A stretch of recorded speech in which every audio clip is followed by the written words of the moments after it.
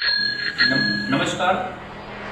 एक बार फिर से हमारे छोटे से शैक्षणिक चैनल पर आप सभी का स्वागत है। आइए हम सबसे अच्छा आपको बता दें लिस्ट, कॉमन, मल्टीपल अर्थात एलसीएम। आज हम एलसीएम के विषय में वो महत्वपूर्ण या सरल तरीके से बताने जा रहे हैं जिसको पढ़कर या जिसको देखकर एक कमजोर से कमजोर छात्र होगा वो भी कहेगा कि मैं एलसीएम निकालने का बादशाह बन जाएगा। आज हम वो चैप्टर लाने वाले हैं या वो विधि बताने वाले हैं कि जिससे जिससे कि आपको ये लगेगा कि नहीं मैंने कुछ आज जाना है। तो आज एलसीएम एलसीएम अधिकतर बच्चों को निकालने में बड़ी प्रॉब्लम होती है या कठिनाई महसूस करती है। आज उस प्रॉब्लम को हम लोग मिलकर दूर करेंगे। तो आइए मैथ का वो चैप्टर जिसके विषय में अधिकतर, तो आइए हम एलसीएम अर्थात लिस्ट, कॉमन, मल्टीपल। लिस्ट अर्थात लोएस्ट होता है। तो आइए एक विधि हम निकालते हैं। जैसे ठीक है थोड़ी देर के लिए हम लेते हैं चार लिया और क्या लिया 6 ले लेते हैं। ठीक है कोई दिक्कत नहीं, कोई भी संख्या ले लीजिए आप, 4 और 6।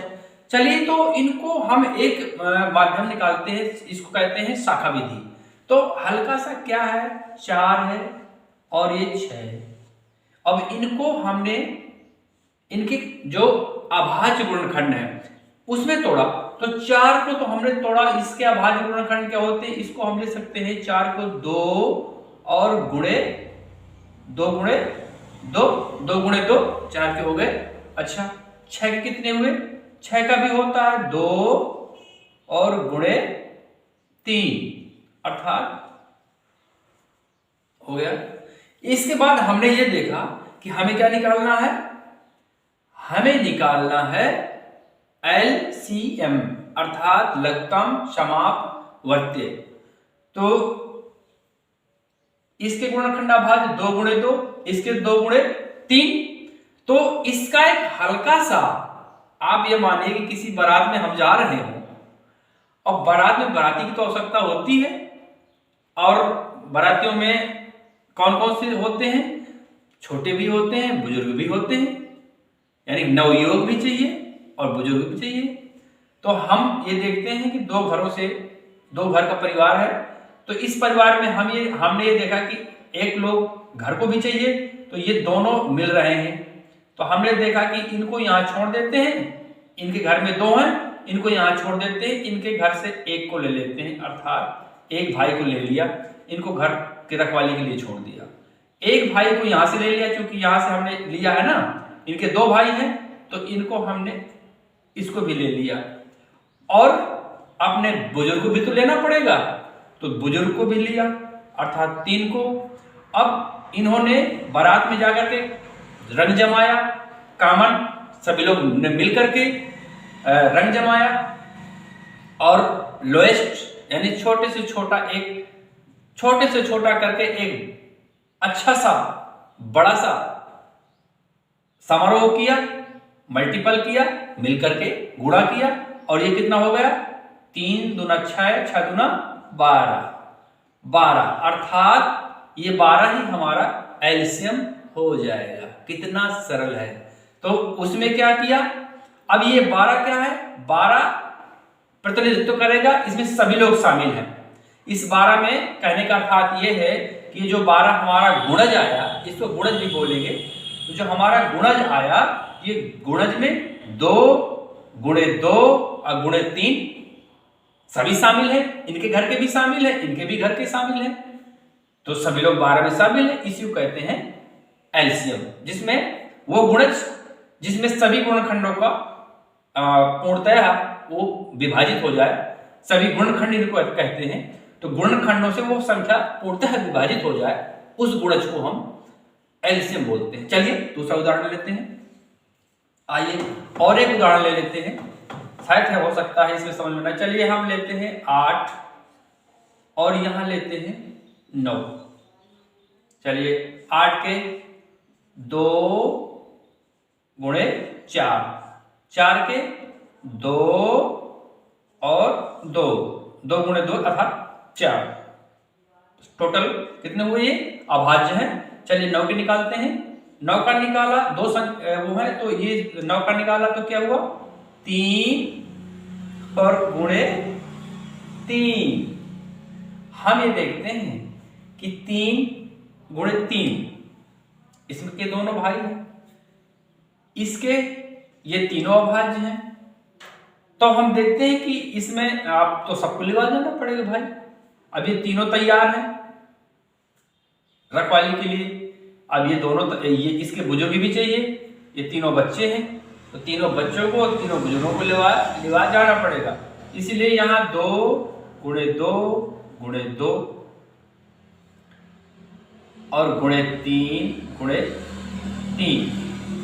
तो हम ये देखते हैं कि 2 3 का 9, 9 दूना 18, 18 दूना 3 का 9, 9 दूना 18, 18 दूना 36, 36 दूना 72, 72 आया। इस तरह की संख्याओं में ऐसा होता है जहां सम संख्या हो और एक विषम संख्या हो तो और कोई एक कॉमन न हो तो वहां साधारणतः दोनों संख्याओं का आपस में गुणा कर देते हैं तो वो गुणज छोटे से छोटा वो गुणज आ जाता है जिसको हम एलसीएम बोलते हैं।